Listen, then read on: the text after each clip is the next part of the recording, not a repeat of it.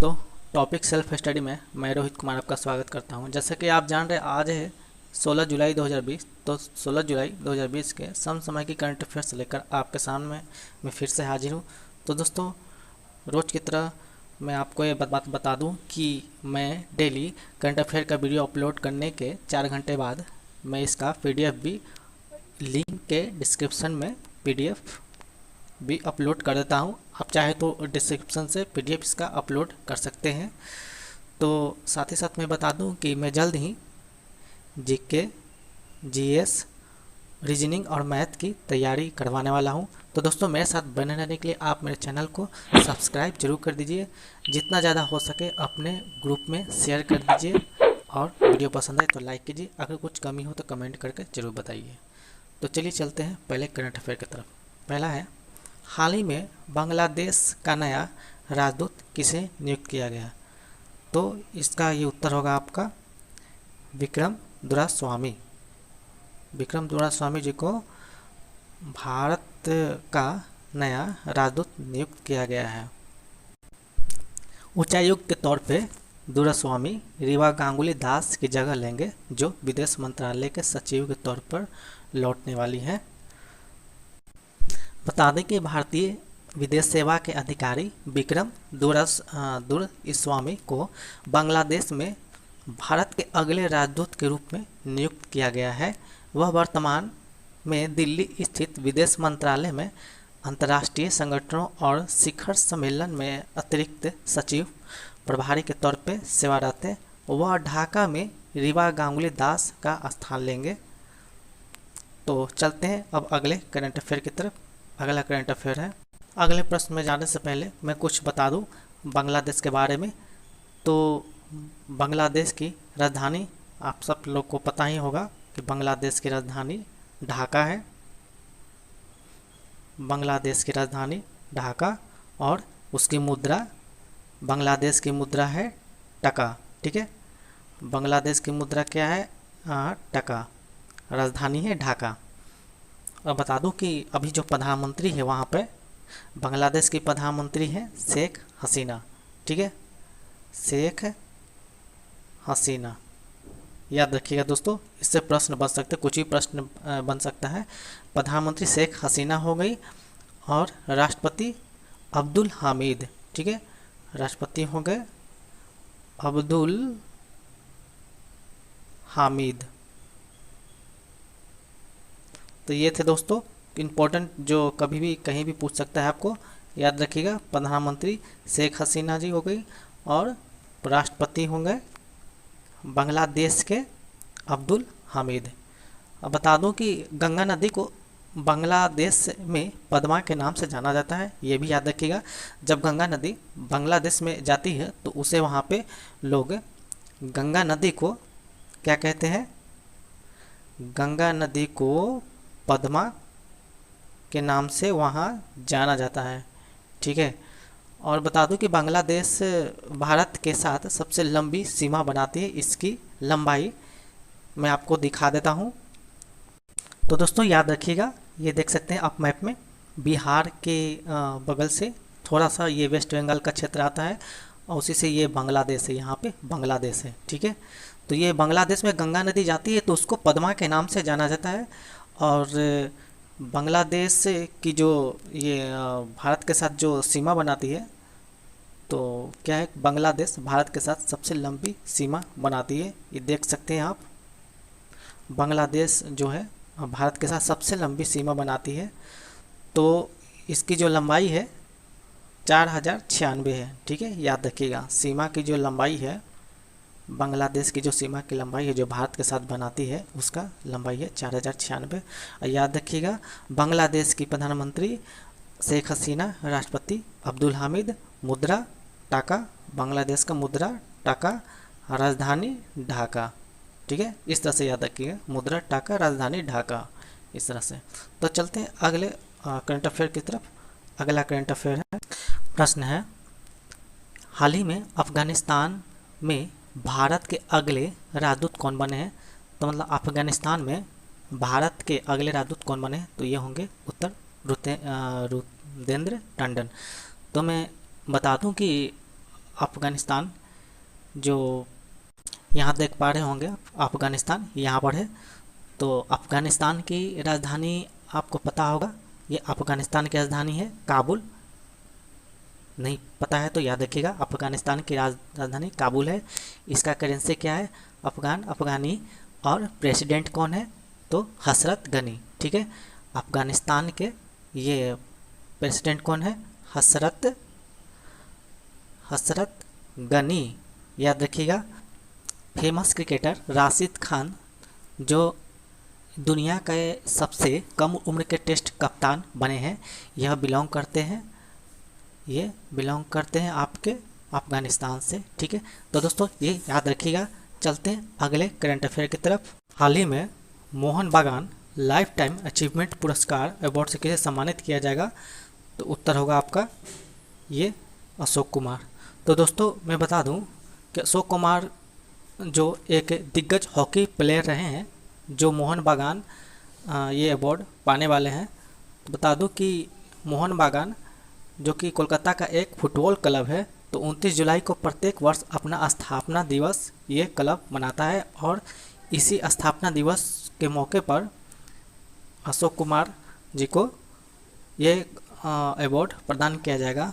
तो अभी तक जो कोविड-19 महामारी को ध्यान में रखते हुए इस प्रतियोगिता का आयोजन वर्चुअल मतलब ऑनलाइन किया जाएगा, और 29 जुलाई को ये अवार्ड प्रदान किया जाएगा।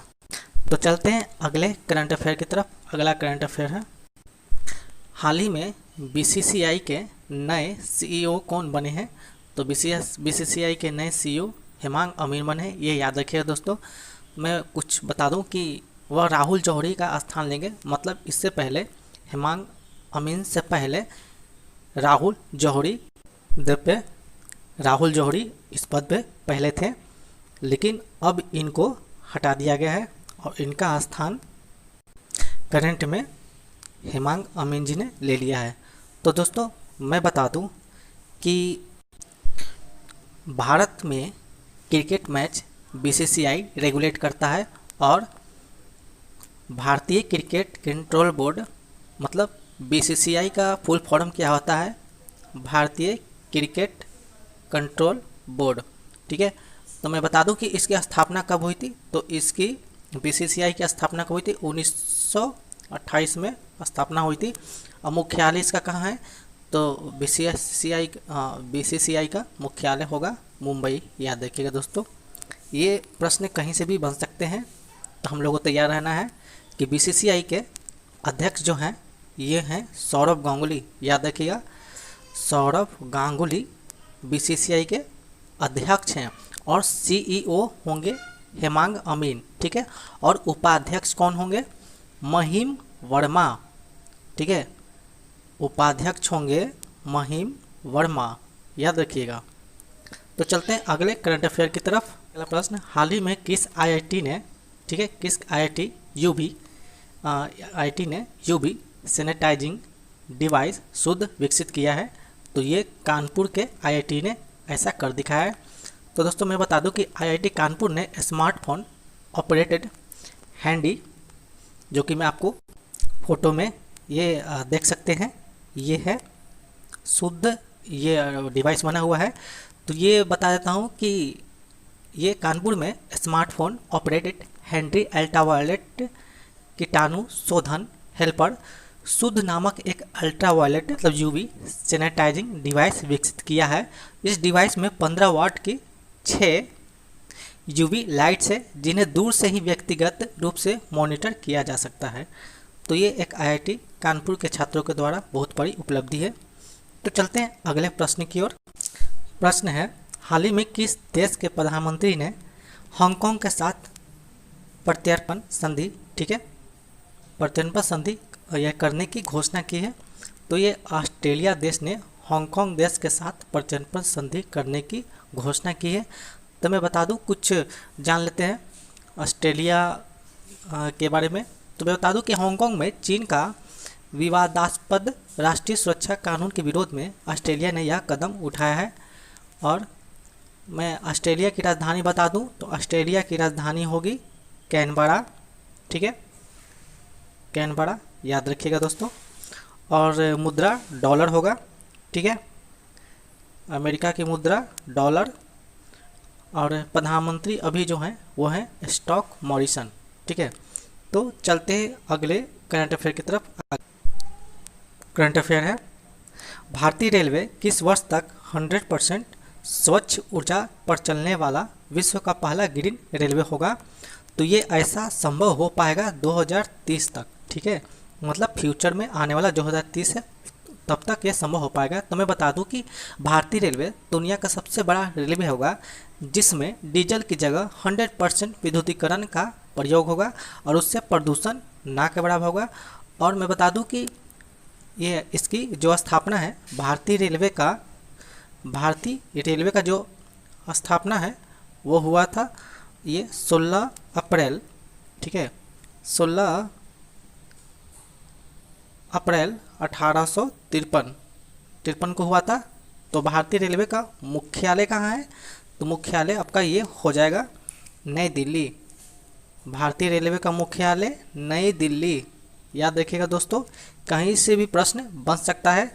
मैं आपके लिए इतना मेहनत कर रहा हूँ, वीडियो को कृपया लाइक जरूर कीजिएगा।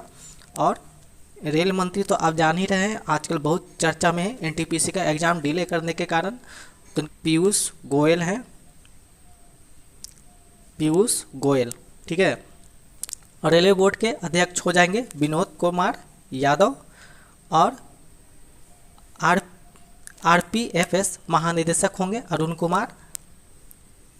तो दोस्तों ये था रेलवे की तरफ से कुछ करंट अफेयर की जानकारी। अब चलते हैं अगले करंट अफेयर की तरफ। प्रश्न है दोस्तों, हाल ही में किस देश ने पाकिस्तान अंतर्राष्ट्रीय एयरलाइंस की चार्टर्ड बस उड़ानों को संचालन पर प्रतिबंध लगा दिया है? तो इसने अमेरिका ने अपने घरेलू विमान अड्डे पे आने से पाकिस्तान के विमान को बैन कर दिया है कि पाकिस्तान के विमान नहीं आ पाए। हम आ गए हैं दोस्तों पाकिस्तान के मैप पर, तो थोड़ा पाकिस्तान के बारे में थोड़ा सा ये जानकारी ले लेते हैं क्योंकि प्रश्न कहीं से भी आ सकते हैं, हम लोगों को ये पूरी तरह से तैयार रहना पड़ेगा। तो पाकिस्तान एशिया महाद्वीप में स्थित है, तो आप ये जानते होंगे। और राजधानी जो है पाकिस्तान का राजधानी इस्लामाबाद, इसे भी पता होगा आपको, इस्लामाबाद। और मुद्रा होगा पाकिस्तानी रुपया, ठीक है। तो मुद्रा क्या होगा? पाकिस्तानी रुपया, पाकिस्तानी रुपया ये होगा, ठीक है। और राष्ट्रपति होंगे आरिफ ऑलवी, आरिफ ऑलवी, ऑलवी याद रखिएगा। और मैं बता दूं कि भारत और पाकिस्तान के बीच अंतर्राष्ट्रीय सीमा को रेड क्लिफ कहा जाता है। तो इम्पोर्टेंट है, यानी भारत और पाकिस्तान के बीच में जो सीमा है इसे रेड क्लिफ के नाम से जाना जाता है। याद नहीं रहेगा तो याद करने का आसान तरीका है दोस्तों कि भारत और पाकिस्तान में सबसे ज़्यादा तनाव रहता है, मतलब रेड जोन मान सकते हैं। सबसे ज़्यादा विवाद और गोलीबारी यहीं पे होती है। इस तरीके से ये ट्रिक मैं आपको बता रहा हूँ, ज़्यादा माइंड नहीं कीजिएगा। तो ये रेड क्लिफ इस तरह से याद कीजिएगा, ये रेड क्लिफ है, ठीक है। तो चलते हैं अगले करंट अफेयर। अगला करंट अफेयर है, हाल ही में international academy of astronautics von Karman पुरस्कार के लिए किसे चुना गया है? तो ये के शिवान जी को चुना गया है। तो दोस्तों मैं बता दूं कि ये वॉन कर्मन पुरस्कार की शुरुआत 1982 से हुई थी, ठीक है। इस पुरस्कार की शुरुआत कब से हुई थी? 1982 से हुई थी। और इसरो भारत की स्पेस एजेंसी का नाम है। और भारतीय अंतरिक्ष अनुसंधान संगठन, तो मैं बता देता हूँ कि इसका मुख्यालय बेंगलुरु होगा, यानी भारतीय अंतरिक्ष अनुसंधान जो है उसका मुख्यालय बेंगलुरु। और इसका स्थापना हुआ था 15 अगस्त 1969, ठीक है। तो स्थापना कब हुआ था भारतीय अंतरिक्ष अनुसंधान संगठन का? 15 अगस्त 1969, ठीक है, याद रखिएगा 15 अगस्त, ठीक है। अब बता दो कि इसके संस्थापक होंगे विक्रम साराभाई और अध्यक्ष के शिवान, ठीक है। तो दोस्तों ये जो है academy of astronautics von Karman पुरस्कार, तो ये है स्पेस एजेंसी से संबंधित है। तो चलिए चलते हैं अब अगले करंट अफेयर की तरफ। अगले करंट अफेयर की तरफ जाने से पहले मैं बात बता दूं, international international academy of astronautics का मुख्यालय कहाँ है? तो इसका मुख्यालय होगा, आपका मुख्यालय होगा पेरिस। ठीक है, याद रखिएगा पेरिस, ठीक है, जो कि फ्रांस में आता है। ठीक है, फ्रांस देश में। ठीक है, तो इसके संस्थापक कौन है? तो संस्थापक होंगे डॉक्टर थियोडोर वॉन करमन। ठीक है, वॉन करमन। तो चलते हैं अब अगले करंट अफेयर की तरफ। तो दोस्तों प्रश्न है कि हाल ही में विधु पी नायर किस देश में भारत के अगले राजदूत नियुक्त हुए हैं? तो ये देश होगा तुर्कमेनिस्तान। तो बता दूं कि दोस्तों कि नायर वर्तमान में विदेश मंत्रालय में विदेशक के रूप में कार्यरत है। तुर्कमेनिस्तान की राजधानी अशगाबत होगा और मुद्रा जो होगा तुर्कमेनिस्तान मानात होगा। याद रखिएगा कि इसी देश का मानात। ठीक है, इस तरह से याद रखिएगा कि तुर्कमेनिस्तान मानात होगा। और राष्ट्रपति कौन होंगे? गुरबंगुल। दोस्तों आप नोट करते जाइएगा जो भी आपको इम्पोर्टेंट लग रहा हो, क्योंकि एग्जाम में कहीं से भी आ सकता है। तो होगा बर्दिम मुहामेदो। ठीक है, मुहामेदो ये हो गया। और राष्ट्रीय खेल क्या है? तो राष्ट्रीय खेल तुर्कमेनिस्तान का राष्ट्रीय खेल हो जाएगा फुटबॉल। ठीक है, राष्ट्रीय खेल हो जाएगा फुटबॉल, याद रखिएगा दोस्तों। तो दोस्तों ये था आज के 16 जुलाई समसामयिक करंट अफेयर्स के कुछ महत्वपूर्ण प्रश्न जो आपके लिए मैं लेकर आया था। तो दोस्तों वीडियो पसंद आए तो कृपया लाइक जरूर कीजिएगा और शेयर दबा के कीजिएगा, कंजूसी नहीं कीजिएगा। तो मेरे साथ बनने के लिए आप सबका बहुत बहुत धन्यवाद।